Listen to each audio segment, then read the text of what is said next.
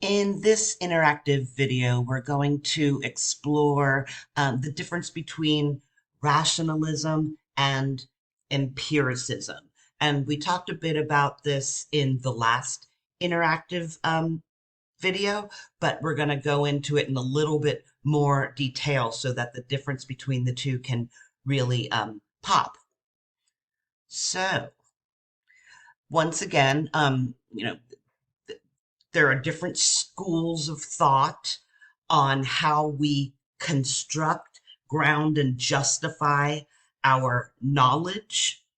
And those are commonly referred to as rationalism, empiricism, and then sometimes skepticism regarding knowledge. But we're going to just focus here on the difference between rationalism and empiricism. So once again, and this is a repeat from the last interactive video, but as a reminder, the school of rationalism essentially holds these tenets. So we have these innate ideas, quote unquote, that are part of the very rational structure of our minds from birth, like we're hardwired with certain knowledge. So Descartes would say ideas like God, infinity, the concept of infinity, and the concept of like matter and substance were considered innate because no real satisfactory empirical origin of them could be conceived for Descartes. So when they say ideas, think of this as like principles. It's not like we're born with an idea in our head or a plan in our head that's ready baked and set to go. What they meant by ideas is more like principles of thought. Okay, so we have these innate principles of thought that are part of the rational structure of our minds from birth, in that sense. And we know that these innate ideas or principles are true because we have a direct intellectual intuition of them. They're part of us. They're part of the way that we conceive every one of our ideas. There's almost nothing that can be closer to you, a rationalist may argue, than these sorts of innate ideas and principles. They're part of your DNA. They wouldn't say this back then, of course, but we might say that today. And when knowledge is certain knowledge, when you can be certain about something, it is what's known as a priori. And that's Latin for prior to experience or independent of experience. So an a priori claim is a claim whose truth or falsity can be known independently of observation. So an old school rationalist might say, an example of this would be a triangle has three sides. And he or she would say, you can know this for sure by just reflecting on the concepts, right? Three sides, closed three-sided figure equals triangle, triangle equals closed three-sided figure. I don't need to go out into the world and use my senses to examine every triangle in the world or a good sample of them in order to verify or falsify that claim. Right? I just need to use my brain. So that's an example of what may be called a priori knowledge. So this is a cute little cartoon. To me, it's cute. Do not trust your eyeballs. True knowledge comes only from your mind balls. People are funny. Then, on the other hand, there is empiricism. And these two camps are typically pitted against one another in order to understand them more clearly. So, an empiricist, in contrast, would say, no, there's no such thing as these innate ideas or principles. When we're born, the mind is a blank slate, also known in Latin as a tabula rasa, right? Nothing's there but matter, right? Meat in the skull. So the mind's a blank slate, and that then our sensations and experiences start to make imprints upon that slate.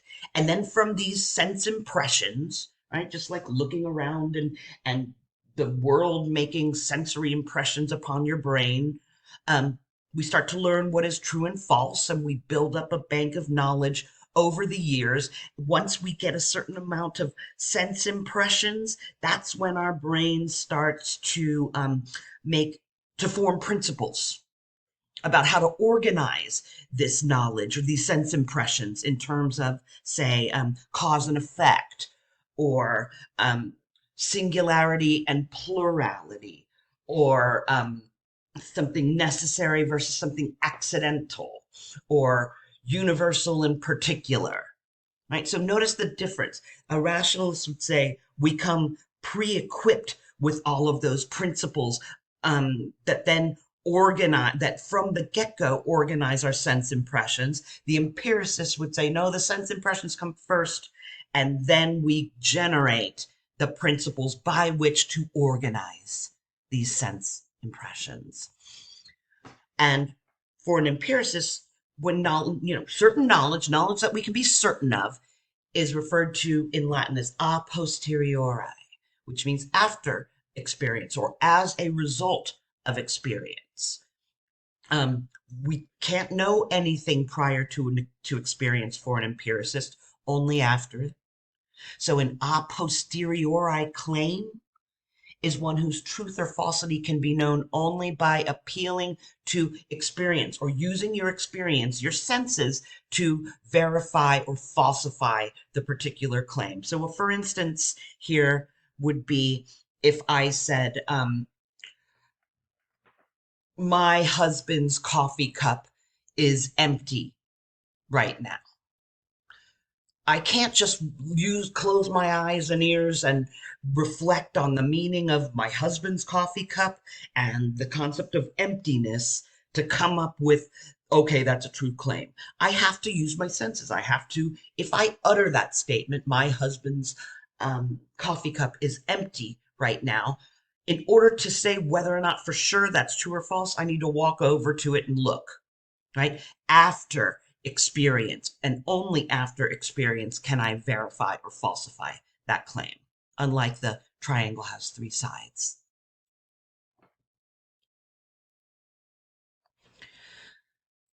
So in our course, David Hume is our representative empiricist, and he argues against Descartes that everything we believe or can possibly know, if we can know anything for sure, is ultimately traceable to experiences, namely sense impressions, and then the mental recreations or representations we create based upon those sense impressions, which he would call ideas. So, once again, to drive it home, our senses, eyes, nose, ears, mouth, skin, touch, whatever you want to call it, are the root, foundation, and ultimate justification and grounding for any sort of knowledge we can have. And again, to drive it home, no such thing as innate principles or innate ideas. We're blank slates, tabula rasas, or erased tables. So here's a good graphic about the classic rationalists versus the empiricists. In the rationalist camp, we've got Descartes, Spinoza, and Leibniz. And we read Descartes in this course. And in the empiricist camp, we've got Locke, Berkeley, and Hume. And we read a little bit about Locke and Berkeley in the Payne textbook, and then we read a selection from Hume. And effectively, these fellows were just arguing back and forth with one another. Descartes busted everything open with his discourse on method. Spinoza took that in a different direction, and Leibniz did too, and Leibniz argued with Locke. So then these fellows came back and argued against their arguments, and essentially that's the dialectic, right? That's kind of like the Socratic method working over the course of time to refine certain ideas before we had even something known as psychology or psychiatry.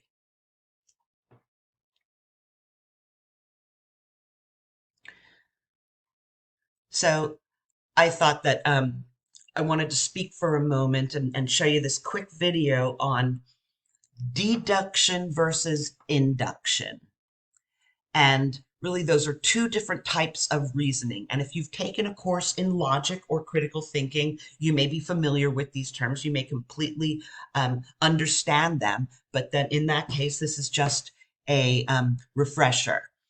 All right, so let's take a look at the difference between deductive versus inductive reasoning. Two types of reasoning that we employ every day, every one of us, in order to make sense of the world and to justify conclusions about the world to ourselves and others and effectively generate arguments.